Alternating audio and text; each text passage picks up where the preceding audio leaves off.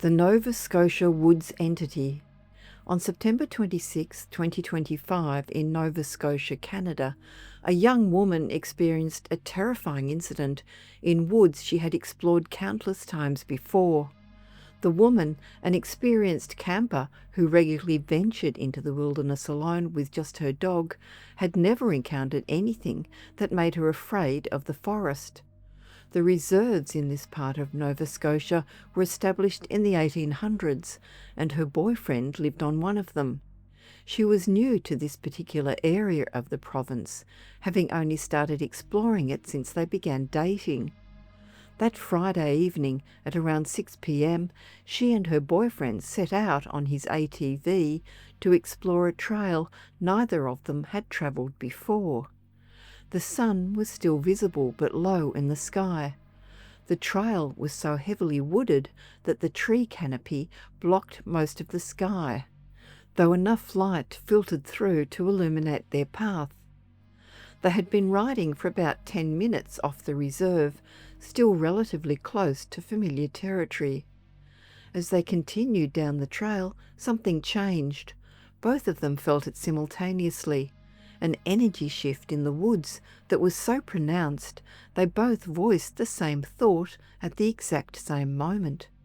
They should turn back. The feeling was so unsettling that she pulled out her phone to photograph the trail ahead and checked Google Maps to see how far they had travelled. Her boyfriend turned the ATV around to head back the way they came. To their left, another trail branched off, looking more like a footpath than an ATV trail. When she looked up that path, she reflexively exclaimed, "Oh my God!" Her boyfriend, also looking in that direction, immediately responded, "I know, I saw it too." What makes this particularly striking is that she hadn't actually said she saw anything, and positioned on the back of the bike, he couldn't see which direction she was looking. She clung to him as he accelerated away from the area. Once they had put some distance between themselves and that spot, he slowed down and asked her to confirm what she had seen. "You saw something on the right side of that path, right?" he asked. "Yes, like 8 feet tall and black," she replied. "Yep," he confirmed, and continued getting them away from the trail. The realization that her boyfriend had seen the exact same thing triggered an intense fear she had never experienced before. Her eyes began to tear up, and she was shaking uncontrollably. What they had both witnessed was an 8 to 9 foot tall, skinny, almost pitch-black figure. She couldn't make out if it had a face, but she could tell it was looking at them. It stood beside a very tall tree, almost as if it was peeking around it at them. She couldn't determine if it was moving since they were in motion on the ATV. When they returned to her boyfriend's house, they immediately told his family. His mother, who lived next door, came over and smudged both of them and their room in an effort to spiritually cleanse them from the encounter. While this helped her feel somewhat better, she woke up multiple times throughout the night, still traumatized by the encounter. A haunting in upstate New York. Years earlier, in upstate New York, an 18-year-old woman experienced a series of paranormal events that would stay with her for decades. She was dating someone who lived at home with his family, and one night when they went out to run errands, she declined their invitation to join them and stayed behind alone. She had been alone in the house before, but usually confined to her boyfriend's room, which was somewhat separated from the rest of the house. This time, however, she decided to hang out in the family living room to watch television. As she sat there, she suddenly experienced an intense and unmistakable feeling of being watched. This wasn't a casual observation. Someone or something wasn't just watching her, it was intentional, deliberate. They wanted her to know they were fixated on her. The sensation went beyond mere observation from across the room. She froze for a second, sitting with the feeling, waiting for it to pass. Before she could even fully process that she might be experiencing something paranormal, her body reacted on its own. From deep in her chest, in her biggest, strongest voice, the words, "Leave me alone," burst out. She hadn't planned to say it. It felt like a compulsion. The relief was immediate. The presence left her alone. She wasn't exactly scared, but she was nervous, with one part of her confused and another part that somehow understood what was happening. She began contemplating whether she should retreat to her boyfriend's room when the television suddenly turned off by itself. She remembers thinking how unbelievable and cliched the situation was. Then the TV came back on and the channels began rapidly changing on their own. When the channel changing stopped, it had landed on Children of the Corn. The movie was just beginning. This film had terrified her for years as a child. She had lived in front of a cornfield and had accidentally caught the R-rated movie during a late night when her father had fallen asleep. The fear from those childhood years came flooding back. Now genuinely afraid and fully accepting that a ghost was tormenting her in her boyfriend's parents' living room, she desperately tried to turn off the television. It wouldn't respond. Using her firm voice again, she commanded it to stop. It did. She turned off the TV and retreated to her boyfriend's room. Later that night, somewhat embarrassed, she told her boyfriend that something weird had happened in the living room and that she thought it was a ghost. He casually informed her that his mother believed the house was haunted. For about a month, nothing else happened. Looking back, while the experience was scary, she wasn't scared of the entity itself.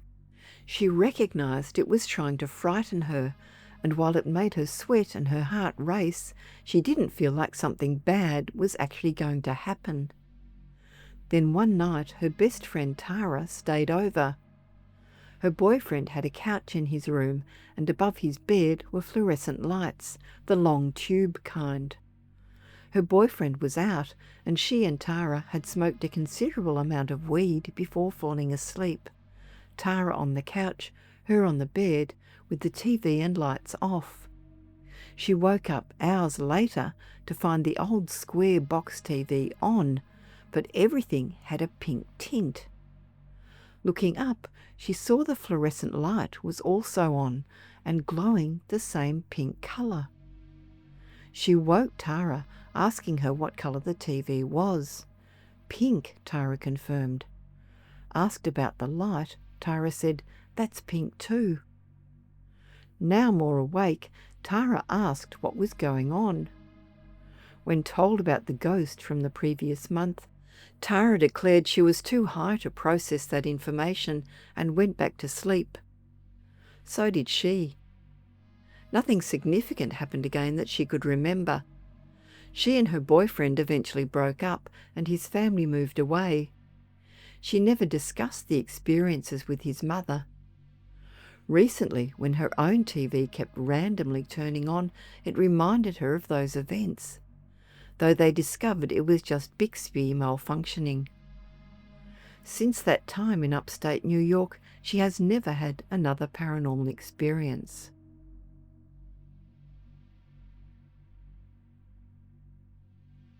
The Yogyakarta Kuntilanak. In Yogyakarta, Indonesia, a few years ago, a local resident encountered one of Indonesian folklore's most feared entities, a kuntilanak. Late one night, he was riding home with a friend. The road was quiet, with only the sound of insects breaking the silence. Without warning, they saw a woman standing by the roadside. She wore a long white dress and her long hair was tangled and messy. Her face was unnaturally pale, her eyes glowed red, and her smile was deeply disturbing. The atmosphere became immediately terrifying. His friend began shaking so violently he almost fell off the motorcycle. What confirmed for him that this was indeed a kuntilanak was the overwhelming smell. Frangipani flowers mixed with the metallic scent of blood. They accelerated away without looking back. Both of them fell ill for several days afterward from the shock of the encounter. To this day he remembers that night clearly, and it has convinced him that supernatural beings like the Kuntilanak truly exist. The subdivision terror. One recent encounter involved 3 teenage friends, Vince, Harvey and Kian, who experienced something deeply disturbing while biking through their subdivision one night. At around 8 p.m, as darkness fell, Kian's behaviour changed dramatically. Normally energetic and hyperactive, he suddenly appeared exhausted and withdrawn. When Vince and Harvey asked if he was okay, he kept insisting he was fine, though clearly something was wrong. He suggested they go home, saying it was too dark, but his friends encouraged him to continue. Vince played music through his phone speaker, and Kian seemed to recover, singing along as they rode. Vince and Harvey exchanged relieved glances, thinking their friend was back to normal. But when they reached a sketchy, rarely visited part of the neighbourhood, things changed again. They arrived at a street with few houses, mostly surrounded by trees. Kian went silent again and urgently told them not to enter the street. Vince and Harvey dismissed his fears and continued down the street on their bikes, while Kian remained frozen at the entrance, watching them. Each experienced the events differently, though all shared certain sensations. Vince reported that halfway down the street he felt an unnerving energy he couldn't explain. Something or someone was watching him, an intense paranoia that filled his chest and mind with terrifying thoughts. He immediately told Harvey they needed to leave, and they sped away at full speed, urging each other to hurry. The moment they left the street, Vince experienced severe goosebumps. Every hair on his body stood up, and he felt intense shivers, comparing it to entering a cold air-conditioned room after a hot shower. He had never experienced goosebumps that severe. About 300 metres from home, when he pushed down on his bike pedal, he felt and heard his knee crack. The pain forced them to stop, and Harvey helped him walk the rest of the way, repeatedly urging him to hurry. They were confused about Kian's sudden disappearance. Kian later explained that he had seen misty, shadowy figures that he couldn't forget. The horror of what he witnessed caused him to rush home without telling his friends. He experienced the same heavy feeling the others described and couldn't sleep that night. Harvey reported feeling the heavy sensation as well, but for him the air itself felt heavier, as if something was dragging him down. When Vince injured his knee and couldn't bike, the feeling intensified. Harvey felt something was following them and heard voices that wouldn't stop. When Vince and Harvey, who were cousins, arrived home, they discovered something disturbing. Vince's phone, which had been in his bag in his locked room, had somehow dialed 911. They had no explanation for who or what could have done this. Both remained deeply frightened by the experience, unable to understand what they had witnessed that night. The hospital visitation. A week before this account was shared, a family experienced a paranormal encounter during a medical crisis. A young man's parents had been in a horrific car accident. The father was flung halfway out the side window, sandwiched between the window opening and the side airbag. The mother was thrashed around from the car spinning but was relatively uninjured. At the emergency room, the father told his wife, "I told you something was going to happen. I knew I heard my name." His condition deteriorated rapidly. Unknown to the medical staff and family, he was suffering from major internal bleeding. A fractured rib had punctured an artery and he was slowly bleeding out. The CT scanner he needed was in use, preventing diagnosis until his blood pressure dropped and he lost consciousness. He was rushed to a Trauma 1 hospital for emergency surgery. The family gathered in the waiting room, praying desperately. They begged anyone who would listen, God, deceased friends and family, even family dogs who had died, for help. The father had already lost 2 litres of blood, and the situation appeared dire. Against the odds, he survived the surgery. However, throughout that first night, he experienced multiple paranormal phenomena.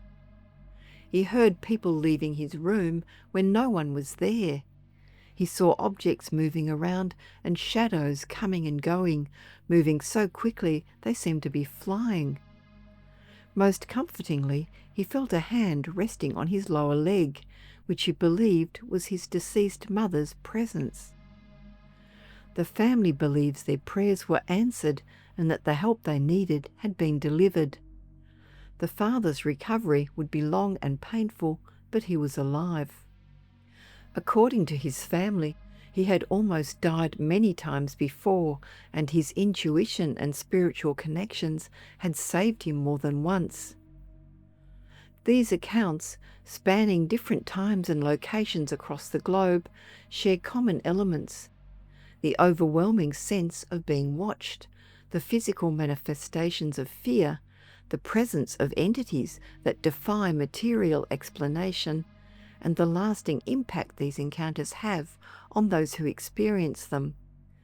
Whether in the woods of Nova Scotia, a house in upstate New York, the roads of Indonesia, a suburban street, or a hospital room, these witnesses all describe moments when the boundary between our world and something else seemed to grow thin, leaving them forever changed by what they encountered.